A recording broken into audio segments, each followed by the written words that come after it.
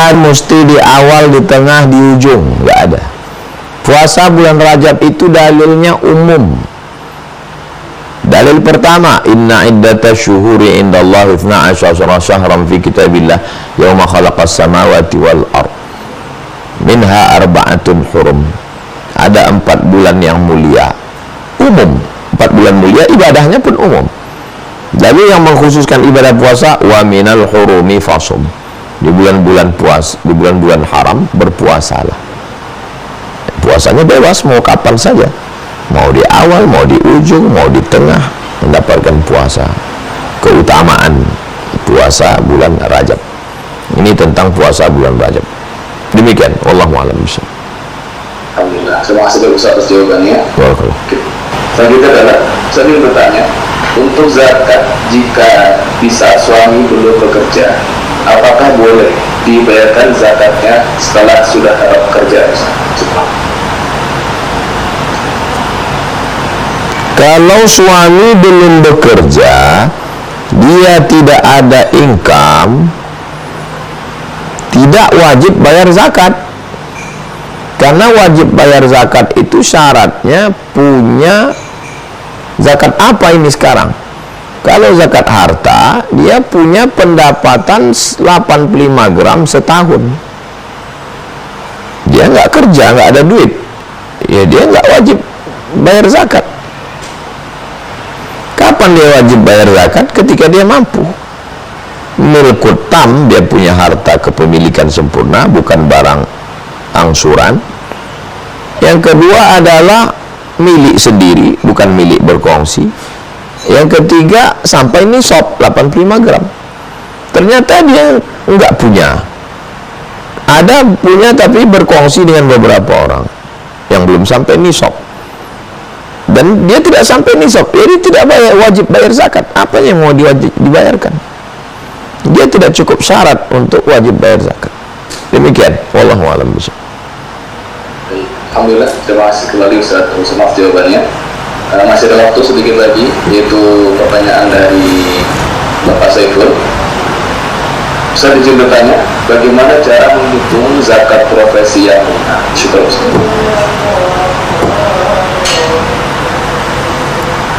85 gram kali 1 juta 1 gram, 85 juta kali 12 bulan sama dengan 7, sekian juta. Siapa saja yang berpenghasilan 7, sekian juta 1 bulan wajib mengeluarkan zakat mal. Gaji, uang tunjangan, uang lembur, uang SPPD, komplitkan semua 1 bulan dapat 10 juta. Berarti zakatnya 2,5%, yaitu 250.000. Keluarkan langsung 250.000, serahkan ke Badan Amil Zakat Nasional. Saya Pak Ustadz setelah dihitung semua gaji, tunjangan, itu segala macam nggak mencapai nisab, ya nggak wajib, karena tidak termasuk dalam muzakki. Demikian cara ngitung. Wallahu a'lam. Jamaah hijrah bersama Ustaz Abu Somad yang dimuliakan Allah Subhanahu wa taala. Semoga selalu sehat zahir dan batin, istiqamah iman dan Islam, selalu bahagia. Amin ya rabbal alamin. Baiti jannati. Pembahasan pertama, rumah dalam bahasa Arab itu ada disebut dengan bait, ada juga disebut dengan manzil, ada disebut dengan maskan, ada disebut dengan dar, ada disebut dengan maqar. Kita bahas satu-satu. Yang pertama bait. Bait dari kata bata yabitu, artinya tidur di waktu malam. Jadi rumah itu adalah rumah yang kita pakai untuk tidur di waktu malam. Jadi kalau ada orang punya rumah tapi rumahnya tidak pernah dipakai untuk tidur waktu malam, malam dia ke karaoke, dugem, malam dia keluyuran, berarti bukan bait secara bahasa. Bait yang kita pakai untuk tidur malam. Dua, manzil. Manzil artinya tempat turun. Orang naik ke gunung, berburu, bercocok tanam, tapi nanti sampai masanya matahari tenggelam, pulang ke manzil tempat turun. Ada orang punya rumah tapi tidak pernah dijadikan tempat turun. Rumah megah, rumah mewah, rumah cantik, nggak pernah kelihatan orangnya ada di dalam. Berarti dia bukan manzil. Yang ketiga maskan. Maskan diambil dari kata sakana, tenang. Maskan artinya tempat tenang. Selama di rumah, hiruk pikuk, centang perenang, tunggang langgang, lintang pukang, kapal pecah, tidak ada ketenangan sama sekali. Berarti dia bukan maskan, dia bukan rumah. Yang keempat adalah dar. Dar arti dikata dara ya duru, berputar. Ruang tamu, ruang dapur, ruang makan. Jadi kalau ada mengatakan lu lagi. Di ruang tamu jumpa kamu, di tempat makan jumpa kamu, di dapur jumpa kamu. Ya memang itulah dar, itu rumah kita, mutar kita di situ. Satu rumah tapi nggak pernah ketemu. Yang satu dengan dunianya di sana, berarti dia bukan rumah. Yang kelima adalah maqar. Diambil dari kata istaqarra yastaqirru istiqrar, tempat menetap, residen, address. Alamatnya di mana ya Pak? Waduh, saya nggak menetap, saya sehari di sini. Iya, masa nggak punya tempat menetap? Ada alamat tempat kita menetap. Tempat menginap di waktu malam, tempat turun, tempat mendapatkan ketenangan, tempat berputar-putar, tempat menetap. Itulah rumah. Sekarang mari kita renungkan, apakah rumah kita tempat tidur kita malam? Apakah di rumah itu kita turun? Apakah di rumah itu kita mendapatkan ketenangan? Apakah di rumah itu kita mutar-mutar dari dapur ruang tengah? Apakah di rumah itu kita menetap? Kalau iya, berarti itu sudah cukup untuk disebut sebagai rumah. Tapi kalau ternyata malam pun kita tidak nginap di situ, kita tidak pernah turun di situ, kita tidak mendapatkan ketenangan di situ, kita nggak mutar-mutar di situ, pulang sebentar ruang tamu, ambil kamar, pergi lagi, dan kita tidak menetap, tidak berketetapan diri dan tidak berketetapan hati di situ, maka perlu kita tanya lagi, rumah apa rumah kita ini? Jangan-jangan rumah kita ini rumah hantu. Ini pembahasan pertama. Mari kita merenung sejenak. Alhamdulillah Ustaz, saya menetap tidur malam di situ, bagus. Kalau saya sudah pergi ke sana kemari, saya turunnya ke situ, bagus. Saya merasa tenangnya di rumah, oke. Saya mutar-mutarnya di rumah, mutar sana dapur jumpa istri, mutar ruang ini jumpa anak, mutar ini. Saya memang menetapnya situ, itulah rumah kita. Oke, selesai. Pembahasan yang kedua.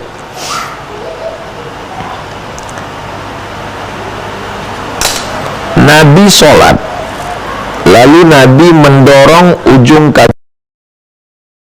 Aisyah. Hadis itu masyhur, populer, tentang Nabi sholat, waktu mau sujud Nabi mendorong ujung kaki Aisyah. Inilah penyebab ikhtilaf mazhab Syafi'i dengan mazhab yang lain. Kata mazhab yang lain, Nabi menyentuh kulit Aisyah, wuduknya nggak batal. Ini yang dipakai dalil mazhab Hanafi, mazhab Hambali, mazhab Maliki. Dalam mazhab Syafi'i, hadis itu ada kemungkinan kaki Sayyidatuna Aisyah itu ada hail, ada kaos kakinya, atau ada kainnya, atau ada bajunya, sehingga tangan Nabi tidak menyentuh kulit, tapi menyentuh kain, bukan menyentuh kulit. Kita lepaskan ikhtilaf tentang batal tidak batal itu, karena dalam mazhab Syafi'i ad-dalil idza ihtamal saqata bihil istidlal. Kalau dalil itu mengandung kemungkinan maybe, dia tidak bisa dijadikan sebagai dalil. Bisa jadi ada kaos kaki, bisa jadi ada kain, bisa jadi ada baju, sehingga tangan Nabi tidak menyentuh kulit. Tapi yang tidak ada ikhtilaf di situ, bahwa Nabi sholat sunat di kamarnya, itu tidak ada ikhtilaf. Maka pembahasan yang kedua adalah rumah sebagai tempat sholat. Dalil kedua, Nabi SAW bertamu ke rumah sahabat, dikasih makan, dikasih minum, Pas mau pulang Nabi nanya, aina turidu an usolli? Kamu mau saya sholat di mana? Ini rumahmu ini kan luas. Iya, kamu mau sholat di mana? Karena Nabi tahu nanti tempat sujud Nabi itu akan dijadikan mereka tempat sholat untuk ngalap barokah, bekas tempat sujud Nabi. Kami mau engkau sholat di sini ya Rasulullah. Nabi sholat di pojok rumahnya. Untuk apa?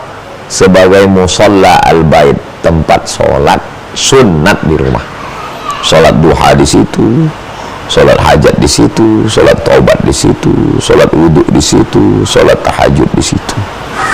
Sehingga ketika anak kita melihat ada sajadah ayahnya, ibunya terbentang, mungkin waktu itu dia nggak sholat, tapi waktu kita mati, saat dia rindu, dia akan bentang sajadah yang sama di atas tempat itu, dan dia angkat takbiratul ihram dengan tumpahan, bukan linangan, tumpahan air mata melepas rindu. Allahu Akbar. Tumpah tangisnya waktu itu. Ini manfaatnya. Syukur-syukur bisa membangunkan istri sholat tahajud di situ berjamaah, sholat bersama anak, tapi sholat sunat. Saya maunya sholat wajib Pak Ustadz. Oke, sholat wajib, sholat dulu di masjid bersama imam, setelah itu pulang ke rumah. Kamu kenapa setiap selesai salam langsung pulang? Ayah sama ibu saya sudah tua Pak Ustadz, nggak bisa ke masjid. Terus selesai pulang, dia udah nunggu, saya langsung sholat lagi di rumah. Sholat yang pertama di masjid menggugurkan kewajiban, sholat yang kedua sunat. Sholat dengan istri, sholat dengan anak, sholat dengan ayah, sholat dengan ibu yang duduk di kursi karena nggak bisa ke masjid. Jadikan rumah sebagai sholat, tempat sholat. La taj'alu buyutakum qubura. Jangan jadikan rumah kamu sebagai kuburan. Jangan jadikan rumah kamu sebagai kuburan. Kenapa? Karena tidak ada sholat, tidak ada zikir, tidak ada doa, tidak ada munajat di dalamnya kepada Allah Subhanahu wa ta'ala. Ini kepada Allah. Bismillahirrahmanirrahim. Alhamdulillahi rabbil alamin. Simple, singkat, sederhana, tapi berkesan kepada anak. Dia akan melakukan hal yang sama kepada anak-anak dia, cucu kita di masa akan datang. Yang kedua, buat rumah niatnya untuk menerima tamu. Man kana yu'minu billahi wal yawmil akhir falyukrim dhaifahu. Yang ketiga, siapa yang beriman kepada Allah dan hari akhirat, maka buatlah rumah itu untuk muliakanlah tamu. Kalau mau buat rumah, niatnya untuk menerima tamu. Jangan buat rumah untuk nyombong-nyombongkan diri ke tamu. Tamu datang dikasih air minum, masuk waktu makan ya diajak makan. Akala ta'amakumul abrar, makanan kamu sudah dimakan orang baik. Sallat alaikumul malaikah, malaikat-malaikat mendoakan kamu wahai sahibul bait. Dzakarakumullahu fiman indah, dan malaikat mendoakan kamu, Allah membanggakan kamu kepada para malaikatnya. Yang keempat, rumah tempat membaca Al-Quran. Kebetulan rumah kami dulu, almarhumah ini guru ngaji mak saya. Jadi habis maghrib ke isya, sebagian ada orang anak-anak ke masjid, sebagian ke rumah kami. Saya jadi staf almarhumah mak ini. Kalau mak saya sibuk, saya ngajar. Jadi murid-murid saya itu ada yang adik kelas saya, ada yang seangkatan saya, ada yang sebaya saya, ada yang kakak kelas saya. Beberapa preman baru taubat datang ngaji ke rumah, itu jadi murid saya. Jadi rumah itu heboh dengan bacaan Al-Quran. Syukur-syukur bapaknya hafal Quran, ibunya kalaupun tidak ya baca Iqra. Saya pernah ceramah di kantor pertanahan. Ustaz Somad dalam kitab tafsir Ibnu Katsir juz sekian halaman sekian. Duh, Bapak pegawai pertanahan. Iya Pak Ustaz. Kok hafal Bapak Ibnu Katsir juz sekian halaman sekian? Saya habis sholat subuh di rumah itu Pak Ustaz baca tafsir Ibnu Katsir. Muridnya banyak Pak. Muridnya 1,5. Loh kok 1,5? Anak saya stay di situ, istri saya setengah. Kenapa setengah? Dia duduk di situ, kadang-kadang dia sambil masak ke dapur bolak-balik. Dia, aku dengar dari dapur. Saya membacakannya aja. Ini sekarang ada yang nggak paham, saya tanyakan ke Ustaz. Beli itu kitab tafsir, bacakan di rumah. Nggak paham, nanya Ustaz, sehingga pertanyaannya berkualitas. Ada pertanyaan, bingung kenapa? Ya nggak tahu apa yang mau ditanyakan. Kalau dia nggak ngaji. Membacakan Al-Quran. Coba para suami-suami ingat kapan terakhir ngajar istri baca Quran. Kapan terakhir ngajar anak? Kapan terakhir dengarkan hafalan anak? Kapan terakhir dengarkan setoran? Kapan terakhir lihat dia baca a ba ba ba ta ta ta batasa ikro? Gak usah dijawab, cukup bayangkan aja. Ini amat sangat penting untuk keberlangsungan rumah sebagai tempat. Yang kelima adalah mengundang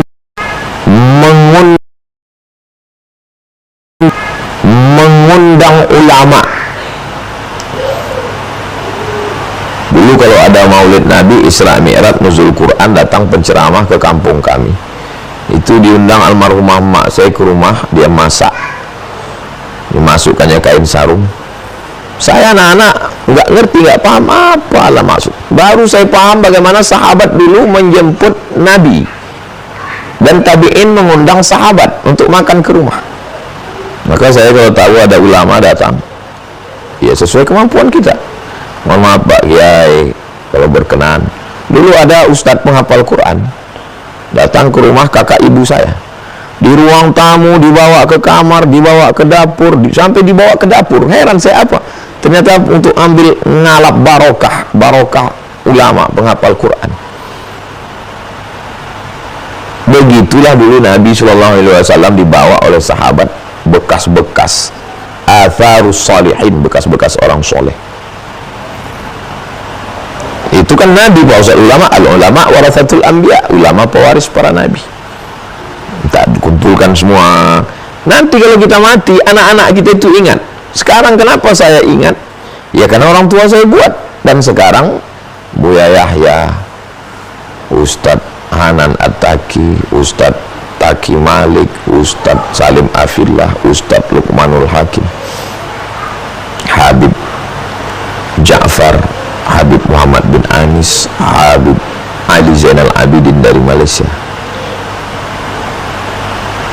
Makanan biasa, nasi putih, telur ayam, gak ada yang spesial.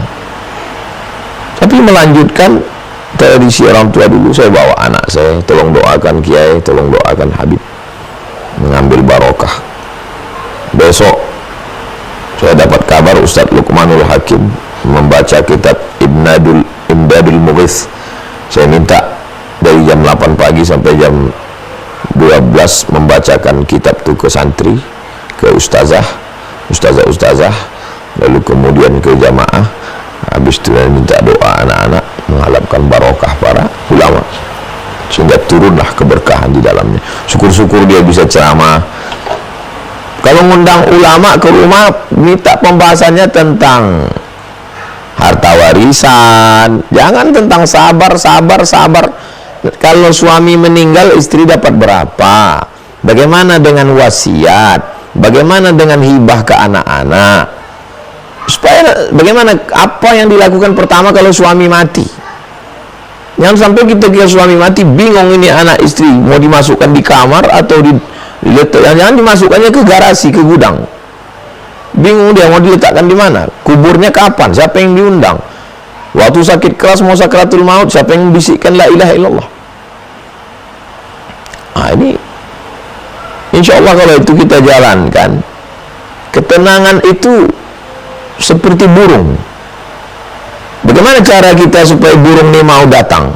Ya kita tebar berasnya, kita beras umpan, baru dia datang. Kalau nggak mau dia datang. Barokah itu seperti burung yang hinggap di pohon-pohon. Kenapa dia hinggap di pohon itu? Ya karena ada madu di situ.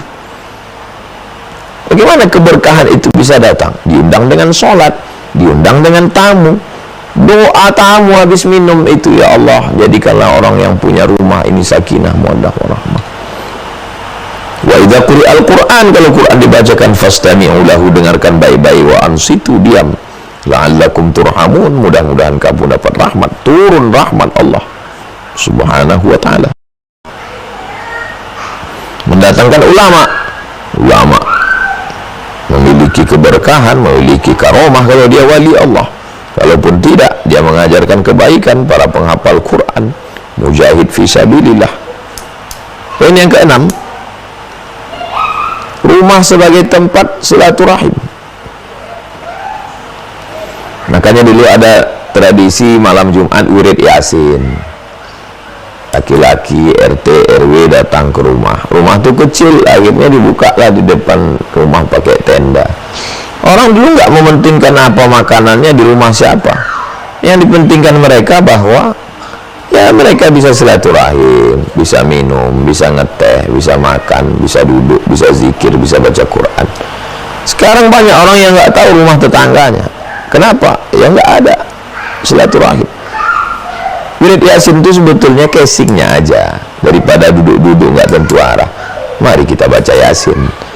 Toh dengan baca Yasin juga mengamalkan sunnah Nabi, man qara'a Yasin fi lailatin, siapa yang baca Yasin pada suatu malam asbaha maghfuran lah. Cuma kalau mau buat wirid Yasin lagi di lingkungan RT RW perumahan, kalau bisa setelah Isya, sholat Isya dulu di masjid, jangan habis maghrib, nanti masjid kosong. Sholat dulu Isya di masjid, habis itu pulang baca Yasin setengah jam selesai. Jadi kalau jam 8:20 selesai baca Yasin, zikir, jam 9 selesai. Nggak ada istilah nanti kemalaman Pak Ustadz. Banyak sekali istilah orang sekarang takut kemalaman, tapi kalau untuk nonton bola jam 2 malam nggak ada kemalaman. Pulang mancing nggak ada kemalaman. Kenapa pas giliran silaturahim ini kemalaman? Nah, ini adalah yang baik-baik.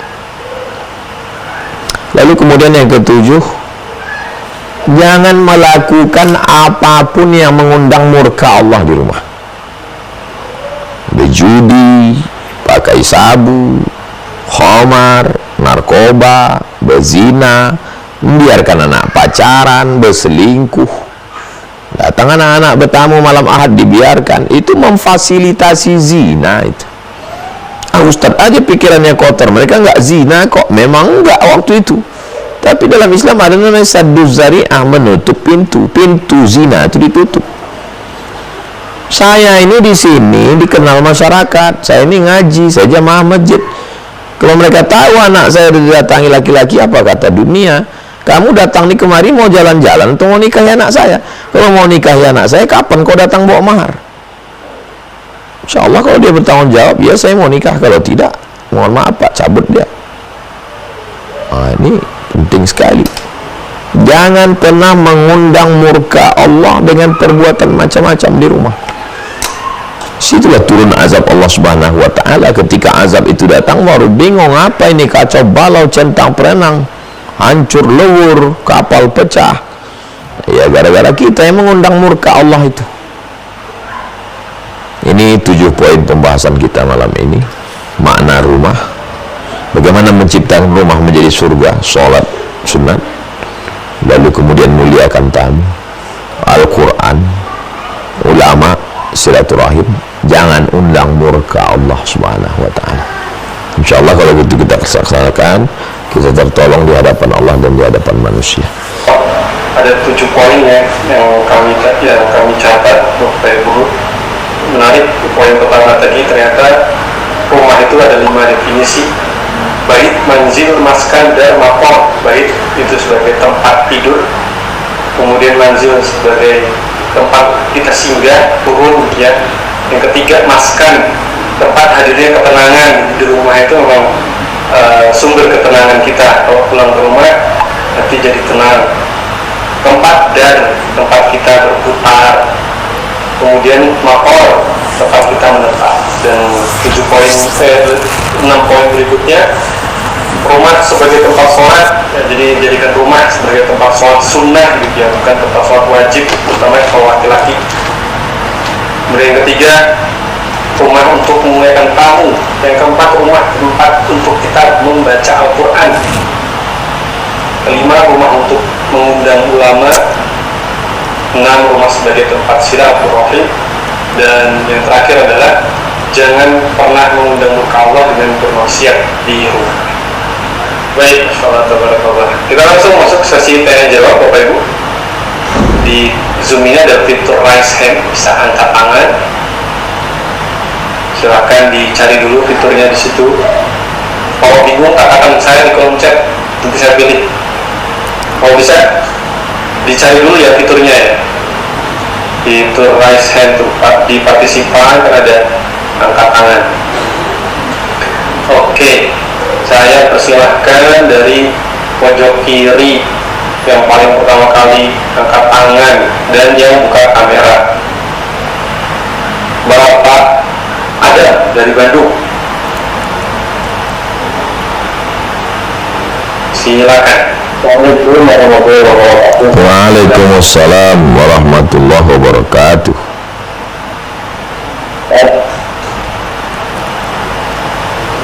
Ya, silakan Pak.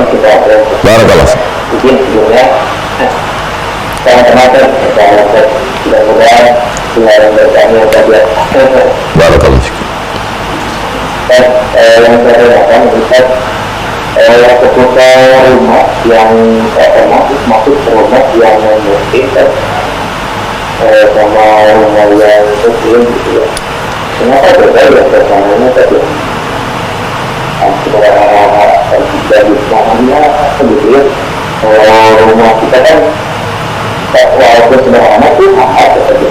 Kalau rumahnya sedikit walaupun besar gitu kelihatan gimana, itu suasananya kok ada saja. Itu aja mungkin. Terima kasih. Assalamualaikum warahmatullahi wabarakatuh. Waalaikumsalam warahmatullahi wabarakatuh. Ada perasaan firasat, ittaqu firasatal mu'min, takutlah kamu pada firasat orang beriman. Fa innahu yanzuru binurillah, karena dia memandang dengan cahaya dari Allah Subhanahu wa taala. Jadi di dalam hati kita itu diberikan Allah Subhanahu wa taala cahaya untuk merasakan nyaman tidak nyaman, merasakan tenang tidak tenang. Jadi ketenangan itu bukan pada ketenangan kursi mahalnya, bukan, tapi pada ketenangan batin. Kenapa batin kita itu tenang? Karena tempatnya bukan bersih, suci. Suci itu jauh dari bersih. Tidak semua yang bersih itu suci, tapi semua yang suci pasti bersih. Nah, jadi dari mulai bersih zahirnya sampai kepada bersih batinnya. Bersih zahirnya emang bendanya bersih, bersih batinnya jauh dari kekufuran, kesyirikan, kemunafikan. Itulah yang membuat kita hati itu tenang, nyaman. Walladzi anzala sakinata, Allah yang menurunkan ketenangan fi qulubil mu'minin, ke dalam hati orang yang beriman. Dari mana datang ketenangan itu? Dari Allah. Kenapa kita merasakan ketenangan? Karena suci dari zahir dan batin. Demikian, wallahu a'lam bishawab. Baik, terima kasih menjawab pertanyaannya Bapak. Kita lanjut. Saya izin bacakan pertanyaan Ustaz di kolom chat, ini cukup menarik. Ya. Berkaitan dengan ini, saya ringkas saja ya. Jadi Ustaz, di Indonesia ini saya dijuluki sebagai negara yang fatherless gitu saja. Di ayah itu ada, tapi seolah-olah nggak ada gitu ya, terlibat dalam kehidupan keluarga gitu kadang. Nah makanya padahal di dalam rumah itu sendiri laki-laki itu adalah kepala keluarga gitu Ustaz. Nah seorang laki-laki yang sudah menikah itu kan punya kewajiban untuk mendidik istrinya gitu Ustaz. Pendidikan baik agamanya dan lain sebagainya gitu ya, bahkan nafkah dan lain sebagainya juga tanggung jawab suami. Nah kondisinya seandainya si suami ini dari sisi pendidikan itu belum terpenuhi gitu Ustaz. Lalu siapa yang menjadi tanggung jawab pendidikan suami?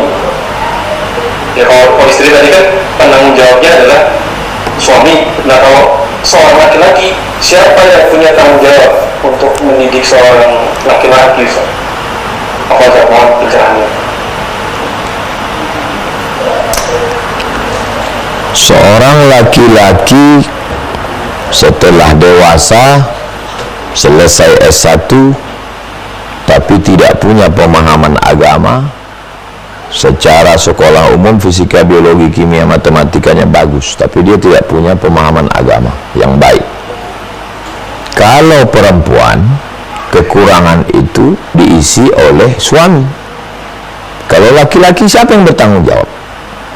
Maka laki-laki juga punya orang-orang yang disebut sebagai wali, walaupun tidak bertugas sebagai wali seperti dalam wali nikah. Laki-laki nggak punya wali nikah, tapi sebagai orang yang didahulukan selangkah.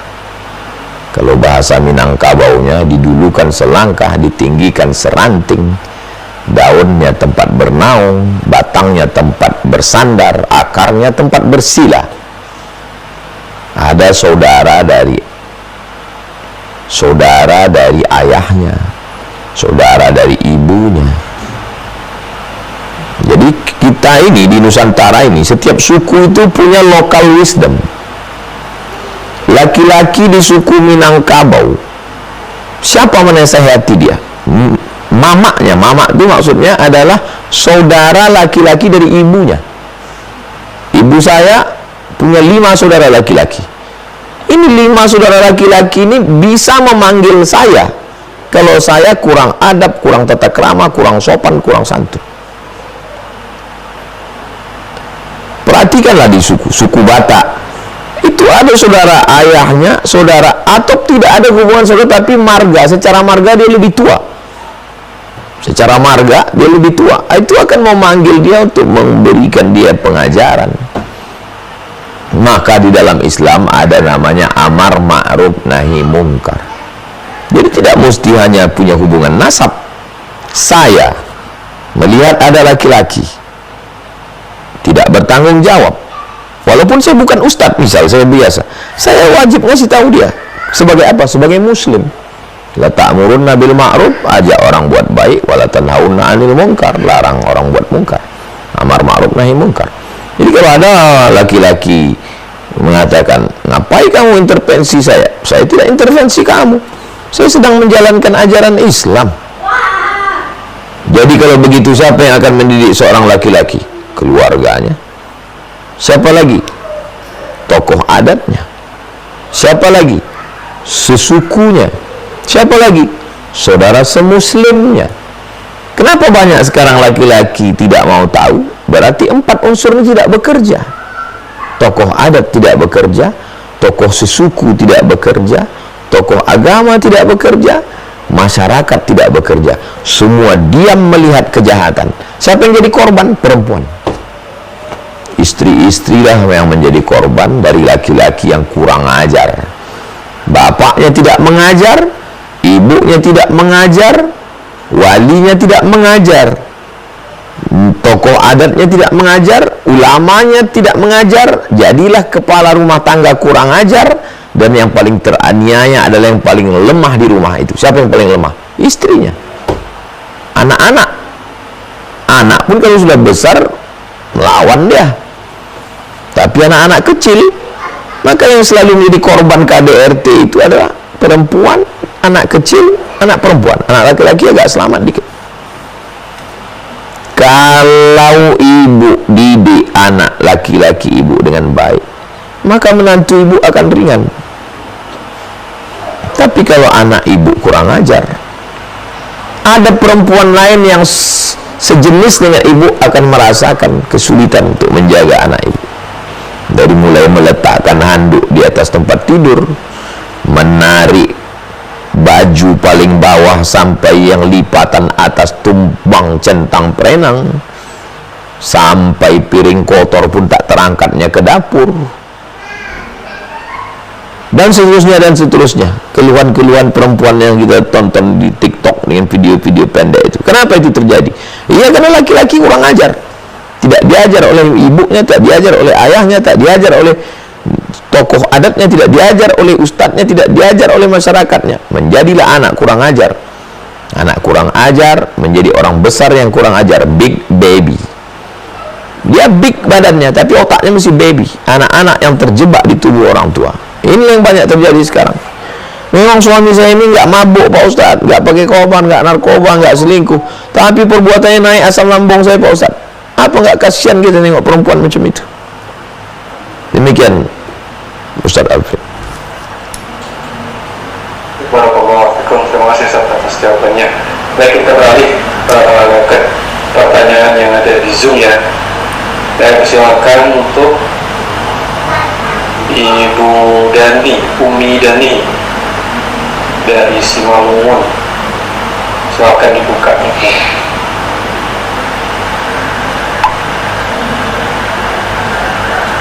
Bisa buka mic-nya.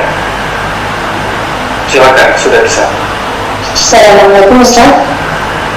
Waalaikumsalam warahmatullahi wabarakatuh. Saya mau bertanya Ustaz, masalah yang pertama masalah ini Ustaz, kalau kita sering dengar ceramah dari YouTube, itu kan ada doa-doa Ustaz. Itu apa hukum kita mengaminkan doa itu? Terus yang kedua Ustaz, kalau kita lagi belajar menghafal Quran Ustaz, kita dulukan menghafal atau kita tilawah? Terus yang ketiga, kan anak saya laki-laki Ustaz, dia pernah bilang saya ini orang suka ada orang perempuan yang ini gitu Ustaz. Jadi cara mengasih pengertian dengan anak itu gimana Ustaz?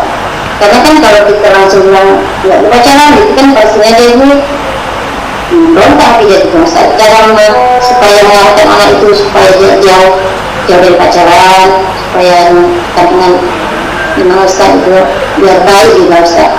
Terus cara mendidik anak supaya istiqomah untuk menghafal Quran Ustaz. Kemarin itu kan anak sempat 1 tahun setengah di pesantren, cuma karena ada hal terjadi pembunuhan Ustaz, jadi anak keluar. Jadi misalnya kan juga Ustaz, karena waktu itu dibilang pihak pesantren, ini abang ini bagus di setiap ininya, kepalanya, soalnya, tahapnya, tinggal gitu. Jadi kan yang susah. Jadi yang saya tanyakan gimana supaya kami menjaga penghafalnya dulu caranya gimana Ustaz? Terima kasih Ustaz. Assalamualaikum warahmatullahi wabarakatuh. Waalaikumsalam warahmatullahi wabarakatuh. 3 pertanyaan. Pertanyaan yang pertama tentang doa. Siapa saja yang berdoa ibu aminkan. Amin, amin. Selama orangnya baik, doanya baik. Apakah doa itu live, atau doa itu rekaman, atau doa itu di TikTok, semoga anak kita soleh, kata dia, amin. Padahal itu tidak live, tidak saat ini. Kenapa? Karena tidak ada salahnya mengaminkan doa orang beriman. Niat dia baik, niat kita baik, pertemuan baik. Ad-da'i wal mu'ammin fil ajri sawa. Orang yang berdoa dan yang mengaminkan doa balasannya sama pahalanya. Maka kita aminkan. Amin, amin, amin. Oh, doanya nggak berlaku karena tidak live. Kalau doa tidak berlaku karena tidak live, berarti kajian juga tidak berlaku karena tidak live. Bacaan kitab juga tidak berlaku karena tidak live. Bacaan Quran juga tidak berlaku karena tidak live. Nah, jadi tentang masalah doa, aminkan. Allah Subhanahu wa taala menyuruh kita berdoa, ud'uni astajib lakum. Dan kita disuruh mengaminkan doa. Nabi Harun mengaminkan doa Nabi Musa. Amin, amin, amin. Nabi Muhammad SAW mengaminkan doa Jibril. Amin, amin, amin. Tilawah atau tahfiz, dua-duanya jalankan. Ibu biasa tilawah 1 hari 1 juz dari maghrib ke isya.